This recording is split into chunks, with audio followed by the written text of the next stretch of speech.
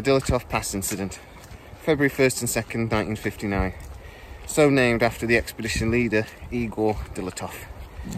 While out in the snow hiking, it was really easy to let my mind wander back to this mystery. This terrible tragedy happened in the northern Ural Mountains at a place called Kolat. Kolat, in Mansi Hunter's local language, literally means dead or meagre. To them, it was an area where there was no game, no hunting. But the direct English translation means dead mountain. All 9 members of the very experienced expedition were found dead. Very odd, mysterious circumstances. They were found more than 2 kilometres away from their campsite. Their campsite was virtually destroyed. 3 of the dead were found with horrific injuries. 2 had lost their eyes. 1 had a cracked skull. 1's tongue was missing. This really came across like sort of cattle mutilations. All 9 of them had left their boots back at the camp. They were in various states of clothing, mostly just wearing what they'd been wearing in the night. 1 had very serious injuries to their chest, another had a crushed skull. 2 of the young people that were found clothed only added to the mystery, because when they were tested, it was found that their clothing was heavily doused in radiation. Why?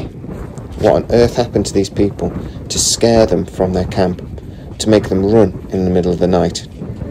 In July 2020, the results of another Russian investigation were released, and they said it was due to an avalanche. So how much sense does the avalanche theory really make? Well, it could explain the damage to the camp and potentially the horrible injuries at least 3 of these young people suffered. Does it, however, explain why they ended up running 2 kilometres? You can see in this video that this avalanche here is very dramatic and covers a very large area. But if they were hit by something like this, wouldn't they have been engulfed by it? Would they have been able to, in the middle of the night, cut their way out of their own tent? And that's right, the tents that were discovered were cut from the inside, and then run 2 kilometres, potentially running towards a tree line for protection. Well, the Russian investigators say that the avalanche was actually more like this video, something called a slab avalanche, where a layer of snow compacted on top of another layer of snow gives way suddenly. These tend to be quite small, relatively local avalanches. They talk about the size of roughly a football field being affected. The 9 youngsters fled, probably in search of the tree line for protection. And this would then explain the physical injuries as well. The other 6 died from hypothermia. One of the odd signs of hypothermia is actually that the body goes into an overload and you begin to feel really hot. Maybe that's one of the explanations of why clothes were found strewn across the 2 kilometres between the camp and where the bodies were found. So here I am, thankfully, in the warm, to talk about, does this avalanche theory really make sense? Well, we need to remember that these guys were really experienced hikers. They knew these mountains, they knew how to deal with avalanches, they knew what they were doing. So does it make sense that they ran out in the middle of the night like they did? Well, for one, if an avalanche hit, they wouldn't see it coming. They might hear it coming. A lot of people, when they say they see avalanches, actually say that they hear it first. It sounds like the mountain is moaning, and then the avalanche hits. So it is possible they heard it first. Whether they were then panicked enough to cut their way out of their own tent and run for it, I question that. Also, if this was a large avalanche, a large impact, enough to do the damage it did to 3 of these individuals, then I don't understand why the camp was left in reasonable condition, even though obviously something had happened. But the big point to me here is they ran out into the blizzard wearing virtually nothing. Some of them only wearing the clothes they'd been in their sleeping bags. None of them had grabbed their boots or anything like that. Being experienced hikers, they must have known they were running to their deaths. Hypothermia was a threat that these guys will have known all about. Something terrified them so much that the fear of hypothermia didn't seem important. Was this an alien attack? Here's one theory. So aliens doesn't seem like a very likely theory, I admit. But this area in the Ural Mountains is actually known as a bit of a UFO hotspot, and lights in the sky had been seen around this few days when this incident happened. There was story about a bright light being seen in the sky, potentially in the area that these young people were. So, had they seen something that scared them enough to make them run from the tents? Possibly. Now, this actually does remind me of another UFO incident that's not very well known. In 1956, the Cunningham Lovett incident. This happened in White Sands in the United States. There's two men that were in the Air Force, Cunningham and Lovett.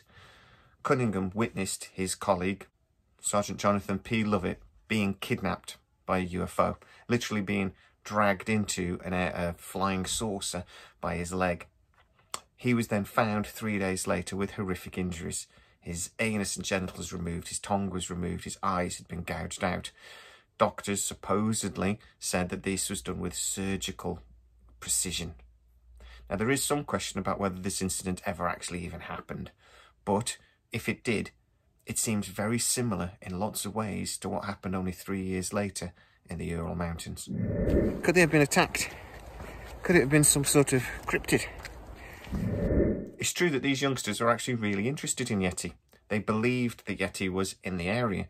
They believed that they were actually potentially even going out looking for them, that scientists had already said that they potentially lived in this area. One of them even made a joking newspaper headline that 9 young people found Yeti in the Ural Mountains.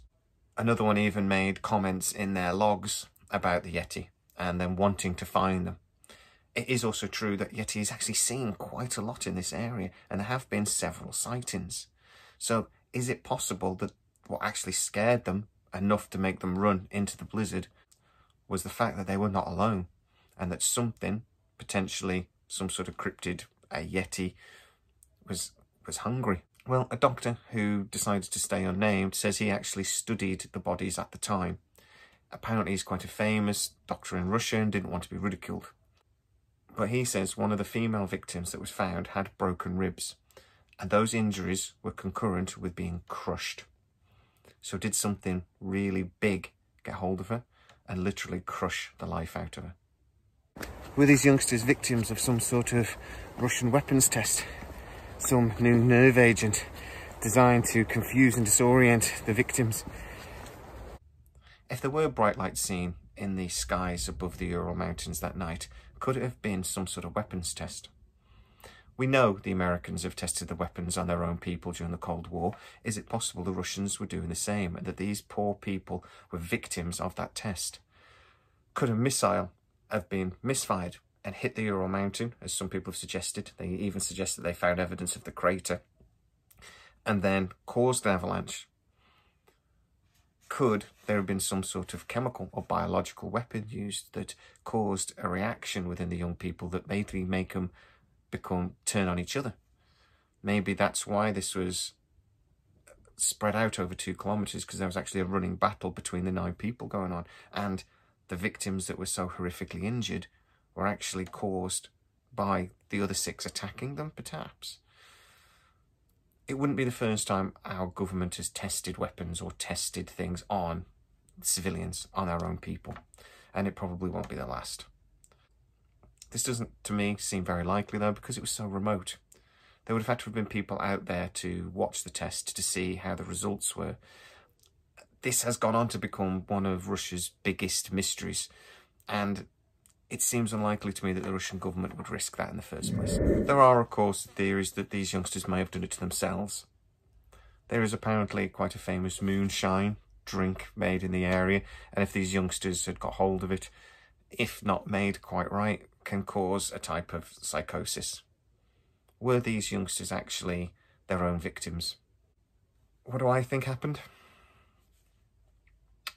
I have to admit, this is one of these great mysteries, and I have to say, hand on heart, I have no idea what happened. I don't believe it was an alien attack. I'm not sure I believe in the Yeti. So, and if I do believe in the Yeti, I don't see why it would attack these youngsters. But I also don't believe the explanation of the avalanche. I don't think it makes sense, and I don't think it explains what happened. So something did happen to these 9 young people.